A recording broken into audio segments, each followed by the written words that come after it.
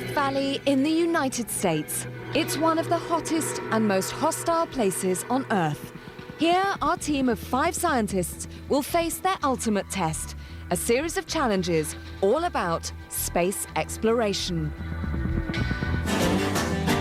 Our 5 scientists are Kathy Sykes, an irrepressible physicist who thrives in the face of adversity.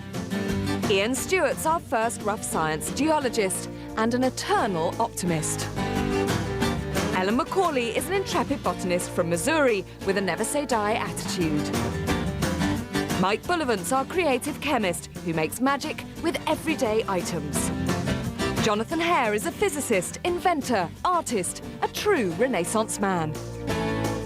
And then there's me, Kate Humble, here to lend a hand. Together, we are Rough Science.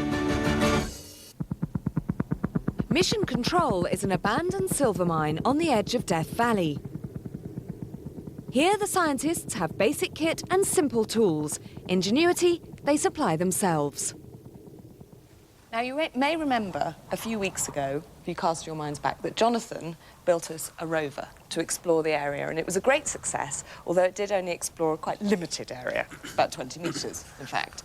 So this week, Jonathan, I'd like you to combine forces with Kathy and to come up with an aerial rover, something that can get airborne and explore a much wider area, OK? Don't look at me like that, Kathy. It makes me nervous. Now, Ellen and Ian, we'd also like you to go exploring because in 1872, one of the biggest earthquakes ever to hit America happened here.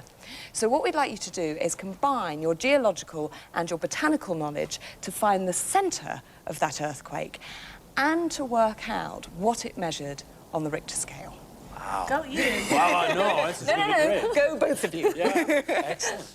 Now, Mike B. In 1970, the crew of the Apollo 13 mission faced certain death when an explosion ruptured an oxygen tank. And the only way they were able to save their lives was to build a carbon dioxide filter. We would like you to do the same thing. You all have 3 days for your challenges. What happens if he fails? Do we all die? Well, we'll see at the end of day 3. You have 3 days. You have everything in the mine, and of course, what is in the magic trunk.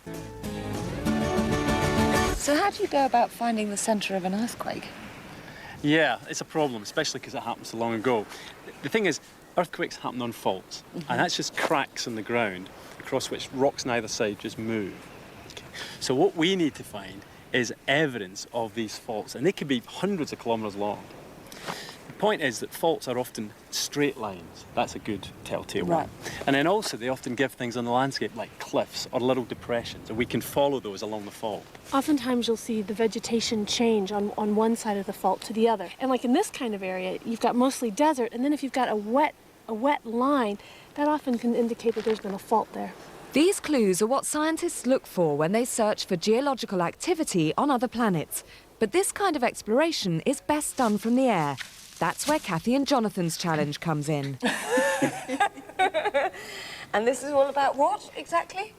Well, we think we ought to build some kind of air balloon. Yeah, we could try to make something like a plane. But we haven't got the bits. No. There weren't that much in the trunk. I'm sorry about that. And we have got a camera in the trunk. Yeah. So whatever it is, it's got to be able to take this camera.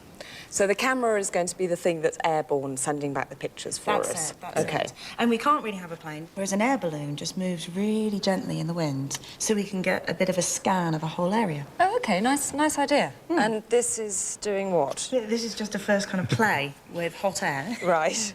And a bit of a balloon. The hot air from here is going to go into the bag, make the air expand because of the heat, and that's going to make it rise. So what are you going to have to do? Run along the ground holding a blowtorch, trying to keep this thing airborne? Trying to make it even fly in the first place maybe counts. Okay, Jonathan, if I stop blowing and you pull that down, Yep. let's see what it does. Yep. It's a good job. Not very impressive, is it? It is a good job you had 3 days. Good job there wasn't a camera attached to that, otherwise it would have plummeted even quicker. Meanwhile, I want to know why a carbon dioxide filter is such a vital piece of space kit. So the crew of the Apollo 13 was saved by these carbon dioxide filters, but why? Well, when we breathe in oxygen. Yeah. Our life processes generate carbon dioxide. So we breathe out We carbon breathe out dioxide. lots of carbon dioxide. So the only air they've got to breathe is what is in the space capsule. That's right. And it's gradually accumulating carbon dioxide. Yeah. So you need to strip out that carbon dioxide, otherwise what would happen? Well, it's critical that you do that, because even if you increase the carbon dioxide by a small amount, levels by a small amount, then you'll get drowsiness, you'll get headaches, unconsciousness, and death eventually. And that's where the carbon dioxide filters come in. Exactly, and that's my job. Aha!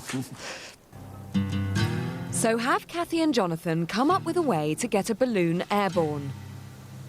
Well, we can't really be running along with the gas burner underneath the balloon, as you suggested. So if we use black rubber bin bags and fill them with air, the black is going to absorb heat energy from the sun really well. Yeah. So the air inside should get really hot Yeah. relative to the outside temperature. Yeah. And we hope the balloon will rise. It's a solar-powered balloon. Brilliant. Yeah. Okay. We've got a couple of designs. We're going to make a long tube one, and hopefully we're going to make a nice round one, just Okay. like a proper balloon. Ellen and Ian also need to get airborne to stand any chance of finding the location of their earthquake. The solar balloon won't be ready until day 3, so a local pilot is helping out. That's it. That's perfect. Basically, you have desert vegetation, trees, lakes, ponds. You can see that right there? Yeah. And where you get the faults, you get the springs coming out. So there's really nice places. Does this give you any clues? It gives us one big clue. One of the most important things is how long is the earthquake fault? Right. And so what we can see up here, we can just track it across the landscape. If you look over there, you see there's a line. Yeah. But that is also a cliff. So we're just going to follow this all the way along. And at the end of the trip, we should be able to know the length of the fault. Look. Back at base, Mike's having an Apollo 13 moment. Like the astronauts, he's got to find some way to soak up deadly carbon dioxide gas. Well, there's one thing I can use to mop up carbon dioxide for my carbon dioxide filter, and that's lime water. If I can get some limestone and heat it, I can form lime. If I add water to that, I get lime water. And that's the secret ingredient for my carbon dioxide filter. Well, this is where Ian sent me for the limestone. But it doesn't look like limestone to me, but then I'm not a geologist. But there's one way of testing whether it's a carbonate, and that is to add acid to it. Limestone is calcium carbonate, and if you add hydrochloric acid to it, then it should fizz.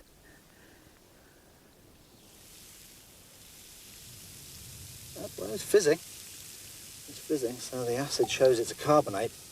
But Mike still isn't convinced.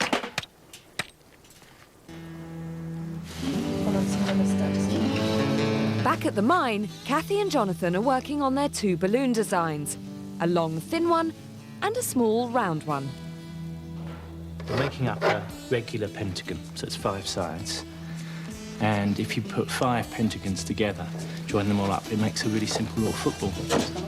While Kathy and Jonathan carry on making balloons, Mike is on his way back from the limestone hunt. Although he's sceptical about the limestone, he's still going to try and turn it into lime water.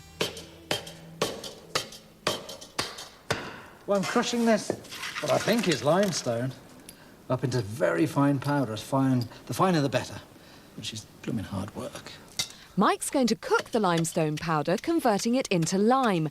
Then he'll dissolve it in water to make the crucial lime water. The finer the powder, the better the recipe will go. While Mike carries on crushing limestone, Kathy and Jonathan are ready to test their 2 balloons. Time to see which design is best. They're worried the strong desert winds could damage the balloons, so they've come to the most sheltered spot they can find, the mine's abandoned swimming pool. Okay, should we try the sphere first? Okay. And if we try it here where it's still a bit windy and then walk down. Fill it up. If they can get the balloons to work, then they stand a good chance of getting the camera airborne on day 3. Well, that's sort of filling up. Should we just walk down gently and... It is fine. Okay, this way, sausage. I think the sausage is going to be insane. The sausage is going to be mad. Even in the relative shelter of the swimming pool, there's no sign of liftoff, and the balloons are being buffeted so much it's impossible to tell what's going wrong. I think we may have to try this tomorrow, Jonathan, and hope it's a bit less windy. Yeah, that's right. It's too much wind. And first thing in the morning, it might be a bit calmer. That's when they always set off air balloons, isn't it? Yeah. Mike's crushed his limestone. Now he's going to cook it overnight to turn it into lime. The problem is keeping it hot enough for long enough for the chemistry to work. Will do.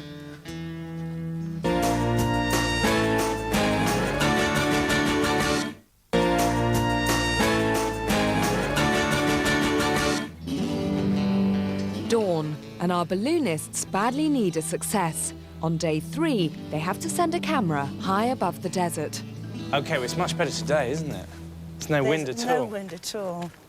Conditions are perfect. First, they have to inflate the balloons, then just sit back and wait for the sun to heat them up. How are we going to inflate them?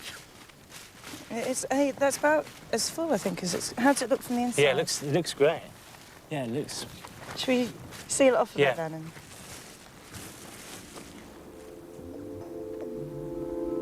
These may be perfect ballooning conditions, but nobody's told the balloons. And they haven't even put a camera on them yet. It looks like it's back to square one for Kathy and Jonathan. After yesterday's plane trip, Ellen and Ian have come to the small town of Lone Pine. This is where the fault looked most visible from the air. And they think that the cliff they're walking on was formed when the earthquake struck, causing the ground on the right-hand side to collapse downwards.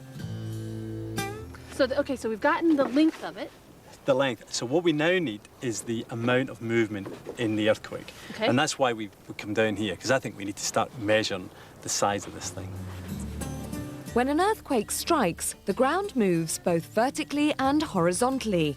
Ellen and Ian plan to measure this movement. This is the key to working out the earthquake's size.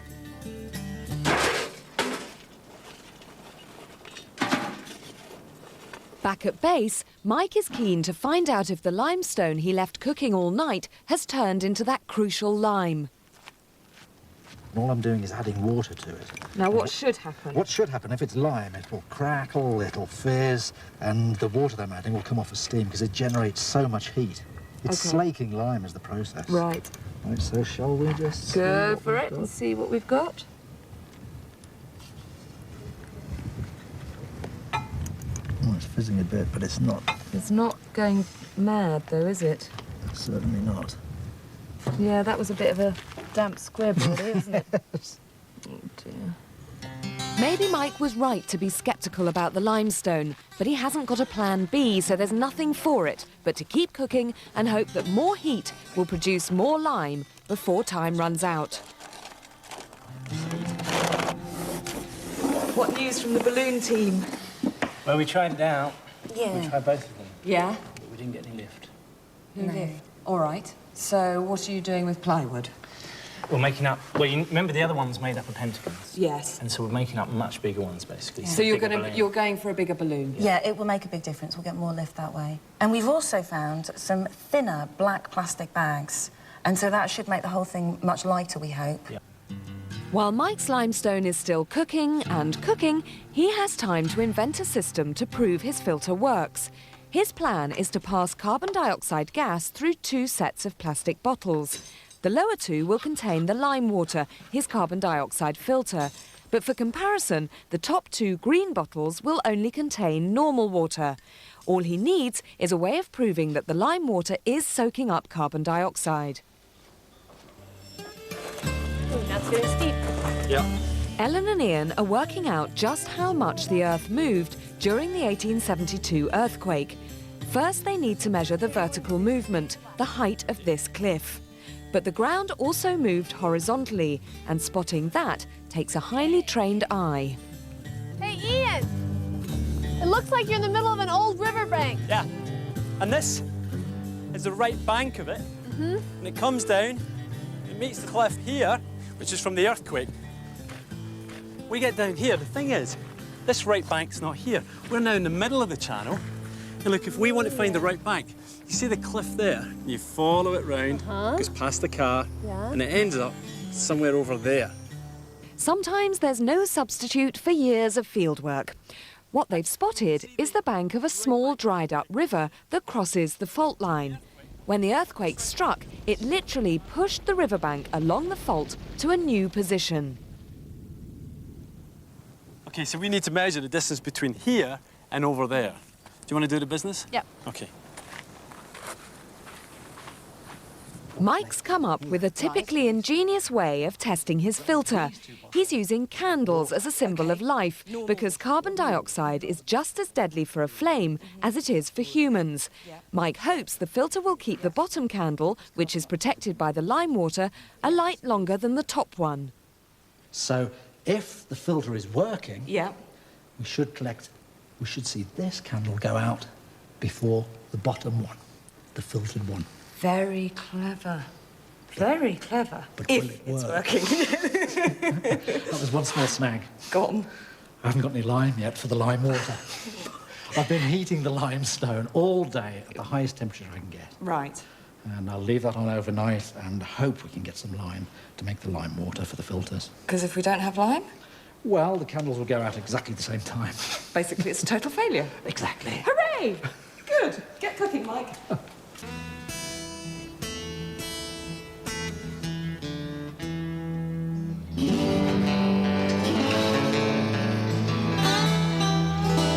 Early morning, day 3. The whole team has come to see if Kathy and Jonathan's solar balloon is going to fly. Conditions are perfect. If it doesn't work now, they've got no excuses. Right, Kathy and Jonathan. Moment of truth. The balloon's maiden voyage. Have you named it, by the way? I think we should call it Big Ears, actually. I think that's quite appropriate. Now, things are looking good at the moment. I mean, it's filling up It's beautifully. filling up. Whether it actually rises, Well- we have to see. Yes. How are you feeling, realistically? I mean, I know you've got absolutely nothing to go on apart from, well, basically a string of disasters over the last couple of days, but... I think Jonathan's a bit more optimistic than me. It's lighter material and it's a big volume. We don't know. No. We just don't know. No. OK. Let's try. So, when do we know when you're happy to kind of let it go? Is there Well, going to be a sort of a sign? It is fairly full, isn't it? Yeah. Guys, do you want to just lift it off the ground? Because the sun will be able to get to it better there. It is lifting. Look! It's definitely taking off! Lift off! That's all right, that's all right, don't worry. Look at that. It's amazing! We have liftoff. But do we have an aerial survey? The mini camera is hanging precariously below the balloon. Lie down, we'll get a better view. Oh, thanks a lot. Things I do for science. Fantastic, yay! This is amazing. So, Kate, do you think that's a success? Well, I think it got airborne. We got pictures from a camera. It's done an aerial survey. I'd say that was a success, wouldn't you? it is. Feels like a success. Well done, you. Well done. With one success under our belts, it's time to get back to the mine. Mike's limestone has been cooking for 3 days, and he's still not sure if he's got pure lime. This is it.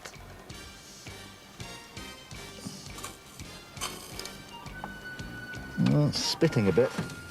There's more fizz than day 2, but the lime's still not as pure as Mike would like. But that's too bad, because time's up. Whether this rather dodgy lime water works, only the candle test will reveal. Ellen and Ian have made their measurements and they've drawn a map. But how are they going to use all of that to work out the size of the earthquake? So is this the earthquake map? Yep. Very good. And this is the fault line that we saw from the airplane Yeah. of the 1872 earthquake. And yesterday we traveled along it, making measurements and observations. Yep. It's 100 kilometres long. And in this region, Yeah. these faults go down to a depth of about 15 kilometres. Right. So we're So estimating... that's a standard figure. Yeah, yeah. And then we measured the amount of movement during the earthquake. And that movement was 1 metre of vertical movement and 7 metres of horizontal movement. to get into magnitude, we need to calculate the energy that the earthquake released. Right. And that energy is just the fault area Yeah. multiplied by the slip, Yeah. so the movement, Yeah. multiplied by the breakability. That's just how easy it is to rupture rock. And that's a standard value. Right. And is that something that, as a geologist, you know? Yeah, absolutely. Okay. So from this, it's a relatively simple step to calculating magnitude. Right. It's just that we haven't done it yet. So we Go need to... off and do it. Yeah, Yes. I knew you'd Go say on, that. quickly. Okay. Off you go, both. And don't forget, I need to know the centre as well. Okay.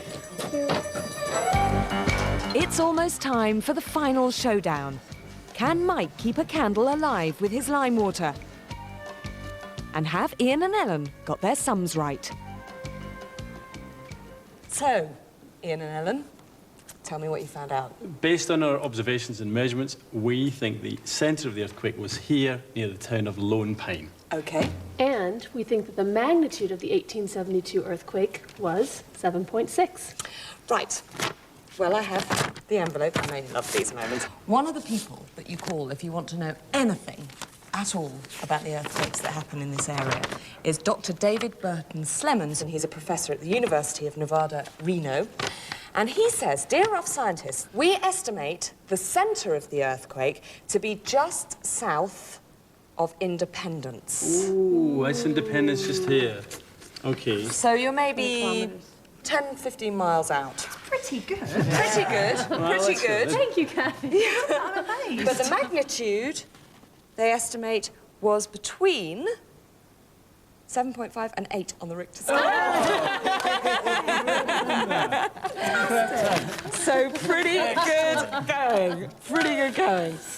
Now, Dr. Bullivant. Yes. Did you get lime?